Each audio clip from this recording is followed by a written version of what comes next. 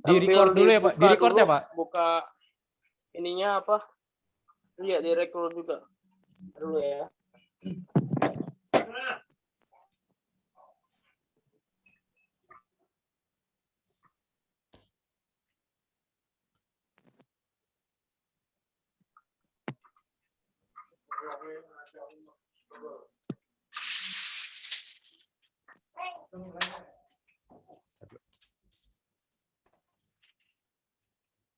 Udah buka aja.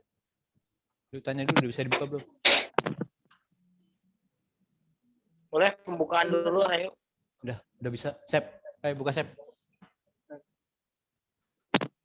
Assalamualaikum warahmatullahi wabarakatuh. Kami akan mempresentasikan hasil laporan kerja praktikum, hasil kerja praktek. Yang terhormat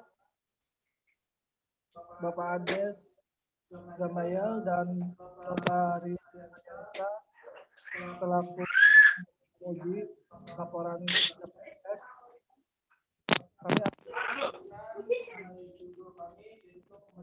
akan akurasi dan perbaikan baseline aksis mesin CNC LED tak pesawat PCC 2100 disusun oleh saya sendiri Asep Supriyadi dengan NIM 172110076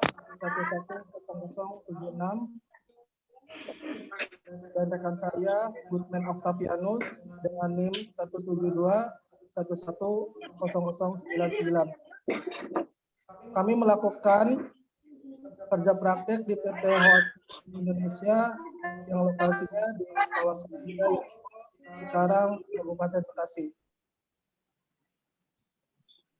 Baik, mengenai latar belakang perkembangan teknologi industri mulai dari era industri 1.0 pada tahun 1784, penggunaan mesin uap dalam industri.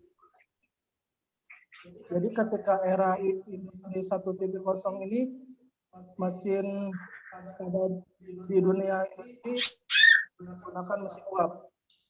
Kemudian pada era industri 2.0 mulai dari tahun 1870 penggunaan mesin produksi massal bertenaga mesin.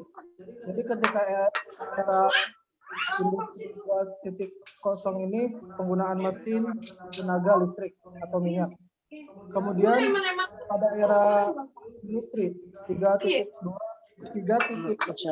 dari tahun 1969 penggunaan teknologi informasi dan mesin otomatis. Jadi pada era industri 3.0 ini mesin-mesin berjalan dengan otomatis. Kemudian pada era industri 4.0 diperkenalkan pada tahun 2012 mesin terintegrasi jaringan internet. Jadi penggunaan mesin-mesin di dunia industri ini pada era industri 4.0 dijalankan mesinnya secara internet, jaringan internet. Begitupun dengan mesin CNC, setiap tahunnya perkembangan mesin CNC sangat signifikan karena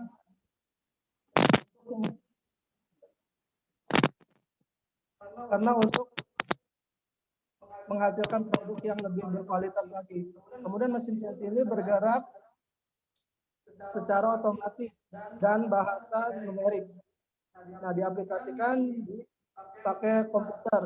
Kemudian mesin CNC memiliki aksis. Ada dua tipe, yaitu aksis X dan Z, dan satunya aksis X, Y, dan Z. Next. Kemudian mengenai tujuan praktek kerja. Ada dua poin, yang pertama tujuan umum dan tujuan khusus. Untuk tujuan umum ada 3 poin. Yang pertama, mengetahui etika dan budaya kerja yang digunakan dalam dunia industri. Kemudian yang kedua, mengetahui sistem operasi peralatan teknologi yang digunakan dalam dunia industri. Dan yang terakhir, menambah pengetahuan dan wawasan dalam dunia industri. Kemudian untuk tujuan khusus, ada 2 poin. Yang pertama, memahami pemeriksaan akurasi aksis X dan Z pada mesin CNC LED Takisawa TCC 2100. Kemudian yang kedua, tujuan khususnya mengetahui cara perbaikan basic aksis X dan Z pada mesin CNC LED Takisawa TCC 2100. Baik, selanjutnya akan dilanjutkan oleh rekan saya, Goodman Octavianus. Silakan. Baik, saya akan melanjutkan. Saya akan melanjutkan. Yang pertama, saya akan menjelaskan sejarah singkat dari PT Huasca Mesin Indonesia. PT Huasca Mesin Indonesia sebelum bernama PT Huasca pada tahun 2001 didirikan dengan nama PT Aska Internasional. Pada saat bernama PT Aska Internasional, perusahaan ini lebih banyak berkontribusi atau memproduksi pengadaan terhadap mesin gensetnya. Kemudian pada tahun 2016, PT Aska Internasional Indonesia diakuisisi oleh Hoa Machinery dari perusahaan asal Jepang Desember 2016. Dan kemudian 2 bulan setelahnya didaftarkan dengan nama PT Huasca Mesin Indonesia pada Februari 2017. Nah, selanjutnya ini yang di sebelah kanan ada gambar gedung atau bangunan PT Huasca. PT Huasca ini kalau letaknya ada di kawasan Hyundai. Nah, bisnis yang dijalankan PT Huasca Mesin Indonesia yaitu yang pertama Hoa Machining Line with Engineering. Ini lebih kepada pembuatan line produksi ya, seperti dia membuatkan mesin CNC berbagai macam, ada yang 2 aksis, ada yang 3 aksis. Nah, dan kedua Hoa Machine Tool Accessories. Dia itu lebih dia memproduksi power chuck. Itu ada yang gambarnya di bawah tuh power chuck, kemudian ada juga filter coolant dan lainnya. Dan yang ketiga itu ada Hoa Sweepers dan Scrubber. Ini mesin penyapu ya atau pembersih. Di Jepang itu banyak kayak mesin penyapu jalan atau pembersih di jalan-jalan itu. Namun ketiga ini dijalankan produksinya di perusahaan Hoa di Jepang. Nah, sedangkan di Huasca di Mesin Indonesia ini yang keempat, mereka lebih kepada service engineering ya. Jasa perbaikan, overhaul, seperti overhaul mesin CNC, CNC latte atau bubut CNC ya. Kayak ini kegiatannya yang di sebelah kanan ini, beberapa kegiatannya. Kemudian, nah kita masuk ke kajian teorinya. Takisawa CNC latte atau mungkin kita lebih kenal dengan mesin bubut CNC ya. Pada dasarnya prinsipnya sama dengan prinsip dasar mesin bubut yang konvensional, hanya saja CNC latte ini atau mesin bubut CNC yang sudah terprogram numerik, dia dijalankan dengan sistem numerik atau CAM ya. Kita tahu computer aided manufacturing, dia jadi lebih untuk program menjalankannya secara otomatis. Nah, ini spesifikasinya ada di sebelah kanan, kita bisa lihat yang ada yang 8 station turret sama 12 station turret. Nah, jadi station turret itu tempat banyaknya untuk toolnya, atau kalau di kita yang konvensional pahatnya jenisnya. Ini ada 8 jenis, ada yang 12 jenis tuh. Nah, ada yang untuk yang di sisi 2100 L2 dia turning diameternya maksimal 350 yang 8 station, sama yang 12 stationnya 120 turning diameter. Kita bisa lihat di sini ada banyak sekali spesifiknya ya. Kemudian gunanya mesin CNC bubut ini biasa digunakan untuk produk seperti kita untuk menghaluskan permukaan atau membuat lubang atau ulir, untuk memotong atau tempering ya. Hampir sama dengan untuk mesin bubut yang konvensional. Nah, sumbu atau aksis, kita kenal sering aksis pada mesin bubut ya. Ini aksis ini sebenarnya adalah untuk menunjukkan arah ya, pergerakan dari mesin bubut ini. Sumbu X itu untuk arah gerakan yang melintang tegak lurus terhadap sumbu putarnya, atau power chuck itu kan mutar. Nah, dia sumbu X itu gerakan melintang tegak lurus terhadap sumbu putarnya, dan sumbu Z itu untuk arah yang gerakan memanjang sejajar dengan sumbu putar. Kemudian selanjutnya, nah ini kita masuk ke teknik pemeriksaan ya, kelurusan atau pengecekan. Pemeriksaan kelurusan di sini ada 2 jenis tekniknya. Yang pertama, kita bisa menggunakan mistar baja. Nah, bila untuk mistar baja ini, cara pengecekannya bisa dilakukan secara diagonal atau secara vertikal dan horizontal. Nah, untuk cara pengecekannya sebenarnya simple.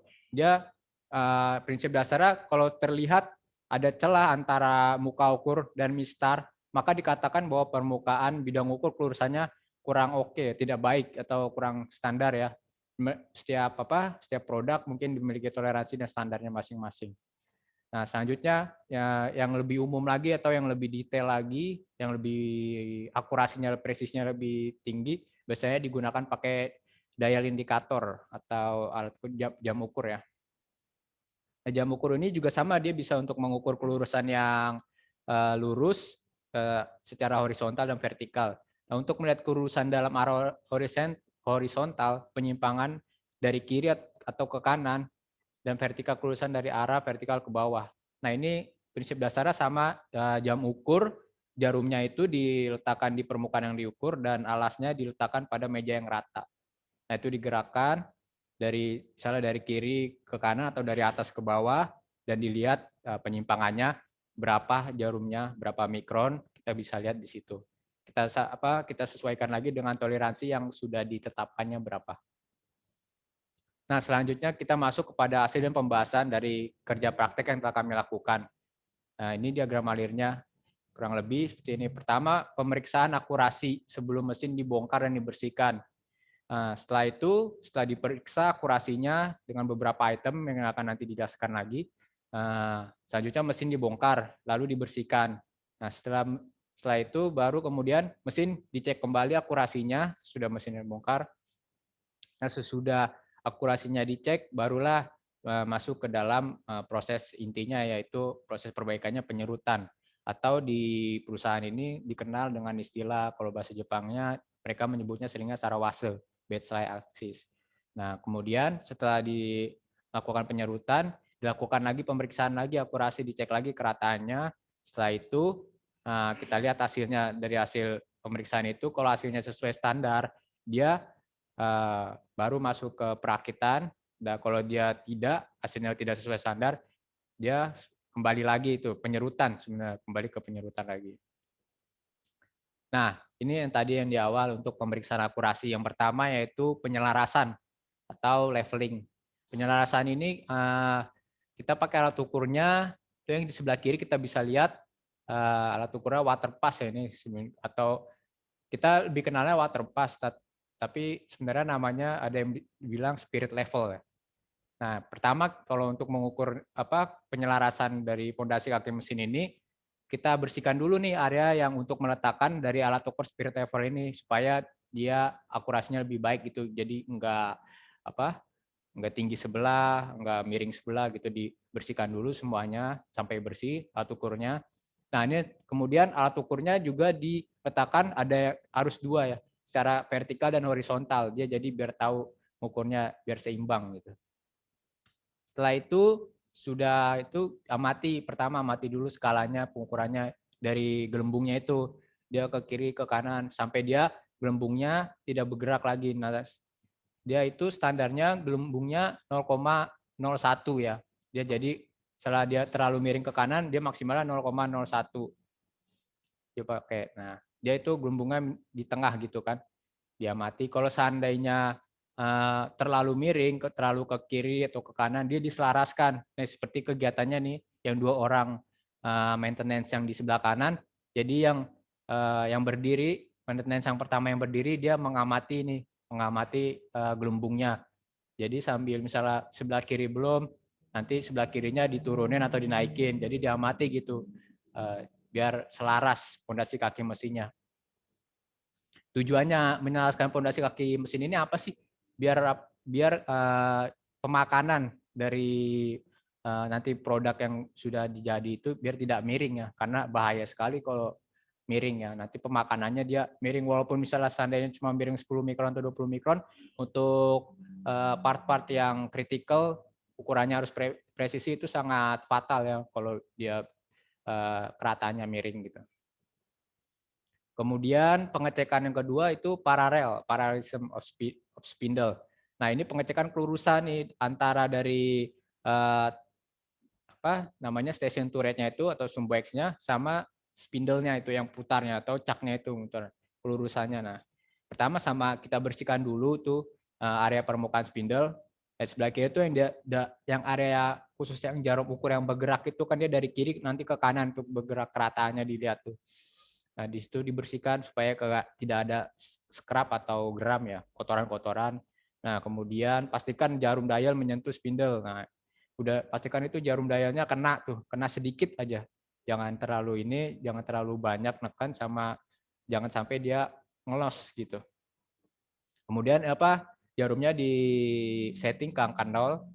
Nah, setelah itu lalu kita putar secara manual ya dari kiri ke kanan. Ini seperti kegiatannya dilakukan maintenance sebelah kanan, lakukan secara manual, program manual. Pakai sumbu X ya, dari sumbu X minus pelan-pelan tuh pakai dia pegang handle tuh.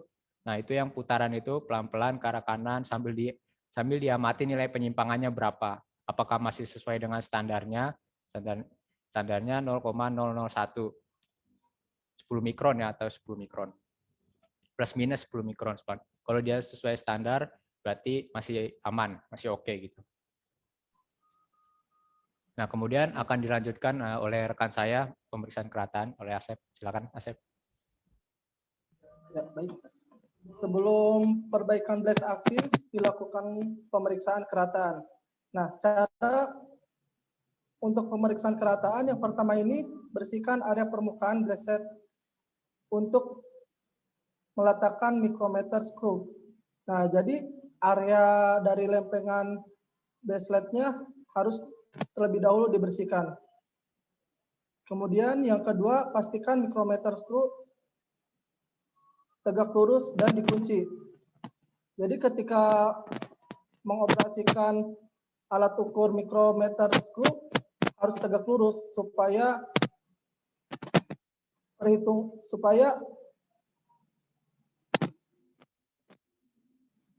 ketika mencatat nilai hasil kerataannya akurat. Nah, kemudian lalu amati dan catat nilai kerataannya. Jadi ketika sudah mengetahui kerataannya, catat di check sheet. Nah, ada contoh bagian lempengan beset yang sebelah kiri atas. Ini dari 1, 2, 3, 4, 5. Ini diukur setiap 3 atau 5 cm, pengukurannya harus dicatat. Nah, kemudian untuk sampingnya ada di samping besetnya itu ada A, B, C, D, E sama. Jadi antara 3 sampai 5 cm jaraknya untuk pengukuran kerataannya. Seperti itu. Next. Nah, setelah pemeriksaan kelurusan, dilakukan pengikisan beset dengan gerinda tangan. Nah, ini tahap awal untuk perbaikan beset dengan cara penyerutan atau pengikisan permukaan beset menggunakan gerinda tangan dengan mata gerinda yang halus sampai kedalaman 0,00010 mm sampai 0,00020 mm. Jadi untuk standarnya itu tidak boleh melebihi 2 mikron atau 0,0020 mm. Seperti itu. Kayak seperti di gambar cara pengikisannya pakai gerinda tangan. Baik, setelah penyerutan oleh gerinda tangan, selanjutnya proses penyerutan beset dengan oil stool. Nah, proses penyerutan menggunakan oil stool dan diberi minyak solar pada permukaan beset aksis dilakukan berulang dan bolak-balik yang bertujuan untuk menghaluskan permukaan beset dari hasil pengkikisan yang dilakukan pada proses sebelumnya menggunakan gerindra tangan. Nah, ketika sudah dilakukan pengikisan oleh gerindra tangan, selanjutnya itu permukaan playset dikasih oli atau minyak atau solar, kemudian digosok-gosok menggunakan oil stool, bertujuan supaya menghaluskan supaya lebih rata dari proses sebelumnya. Next. Nah, kemudian untuk selanjutnya pengukuran kelurusan deset dengan Mr. Baja. Setelah dilakukan proses perbaikan proses menggunakan oil stool, kemudian permukaan deset dan Mr. Baja diwarnai dengan pewarna.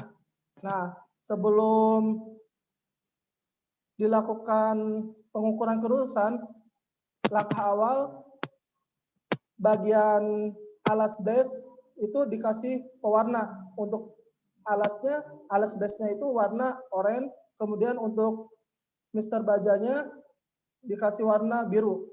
Nah, kemudian bagian permukaan Mr. Baja diwarnai dan diletakkan di permukaan base. Setelah semuanya diwarnai, kemudian diletakkan, kemudian pada Mr. Baja diletakkan ke playset. Nah, habis itu Mr. Baja diletakkan dan digesek bolak-balik secara perlahan. Nah, bisa mengetahui bahwasannya playset itu sudah memenuhi standar atau belum. Next. Selanjutnya, pemeriksaan paralelisme playset dengan dial indikator. Nah, setelah sekiranya pada proses Mr. Baja, kemudian pemeriksaan pakai indikator supaya lebih mengetahui lebih akurat. Yang pertama, letakkan bagian alas dan jarum ukur indikator pada playset sebelah kiri dan kanan. Kemudian yang kedua, bagian alas dial indikator didorong dari ujung permukaan base ke ujung permukaan.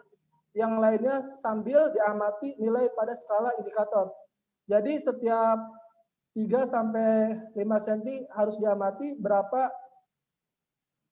hasil yang didapat sesuai standar perusahaan. Kemudian catat nilai ke dalam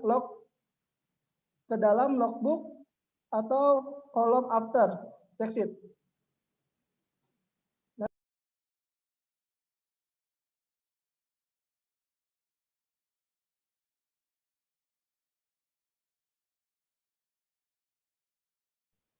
Oke, selanjutnya penutup. Kesimpulannya adalah pemeriksaan akurasi atau penyarasan pondasi kaki mesin. Mesin penting dilakukan untuk menjaga kualitas dari produk dan juga untuk meminimalisir kerusakan mesin yang lebih berat.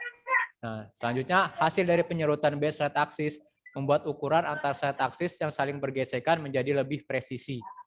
Nah, saran yang dapat kami berikan yaitu lebih meningkatkan lagi kepedulian budaya K3 untuk seluruh karyawan perusahaan agar meminimalisir terjadinya kecelakaan kerja. Dan juga saran yang kami bisa berikan, kalibrasi dari setiap alat ukur dibuat lebih terjadwal. Dan juga peningkatan keterampilan dari setiap maintenance atau teknisi dalam menggunakan alat ukur sesuai standar yang dipakai oleh perusahaan.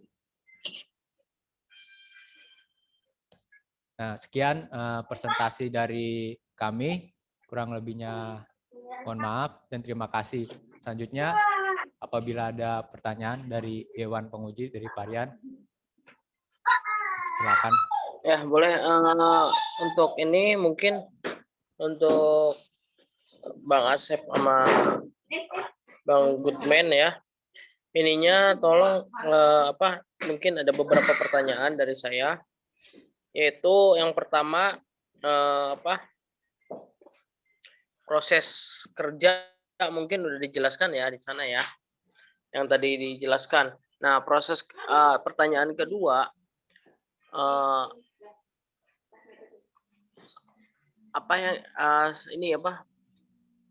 pekerjaan yang di sana membuat apa?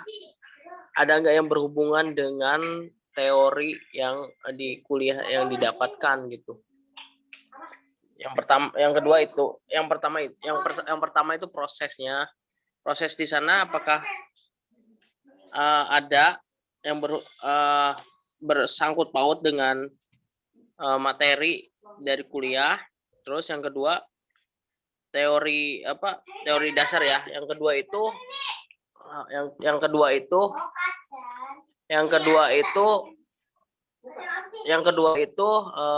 sorry ya, ini agak berisik soalnya di rumah. Iya Pak. Yang kedua itu jadi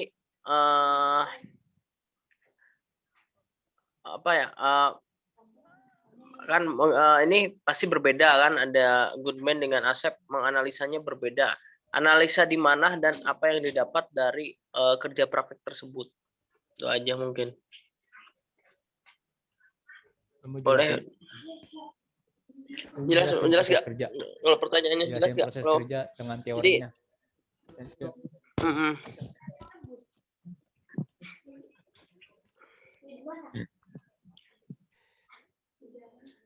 Mungkin kita jawab yang pertanyaan yang kedua dulu ya Pak. Boleh. Ya, kita berdua kan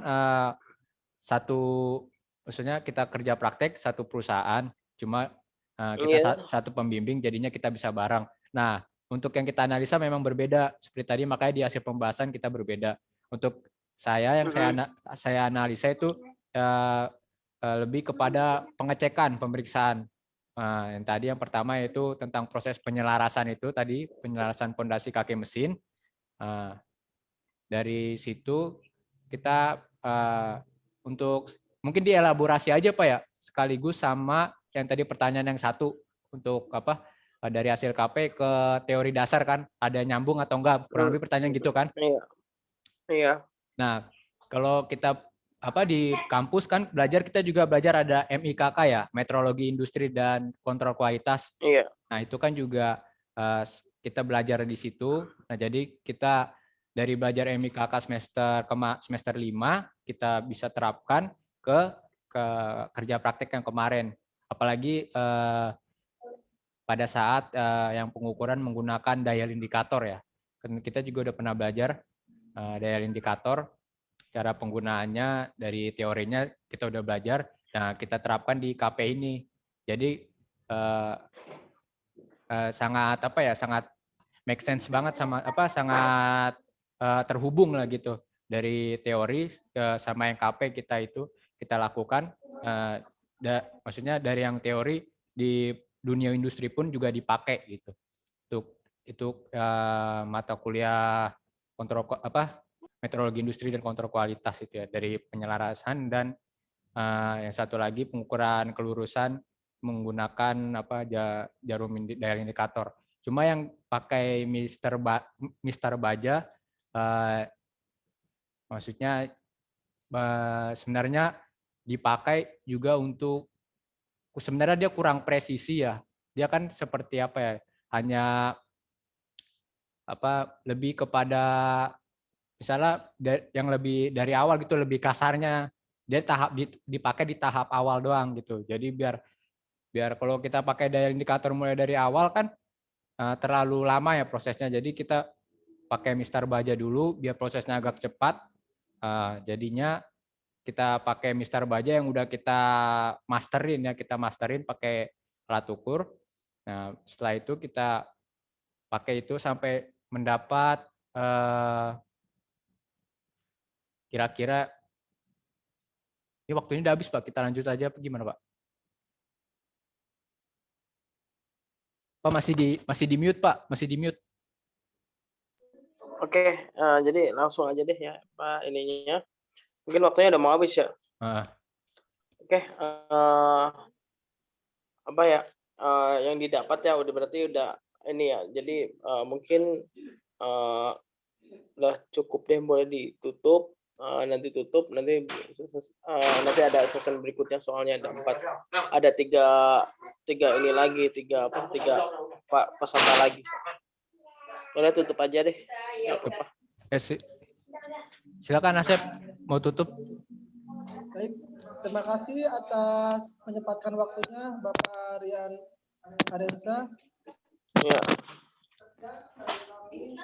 Hasil presentasi kami, mohon maaf. Assalamualaikum warahmatullahi wabarakatuh. Waalaikumsalam warahmatullahi wabarakatuh. Kasih Pak Rian. Yang itu di kampus semua ya? Terima Lagi kasih, di Iya Pak. kampus ya? Ya, Ada siapa aja di kampus? ada Asep, Denny, Hamdan, Bang Rusli. Pada nginep? Kayaknya saya sama Hamdan nginep. Oke. Saya ini pakai HP istri, jadi saya nggak bisa apanya penuh zoomnya, jadi dihapus. Oke, nanti ini kita udahin aja Pak. Masih ada yang belum nih, masih ada yang deg-degan kayaknya. Oke, sip. Yang makasih ya. Oke Pak, makasih Pak. Ya.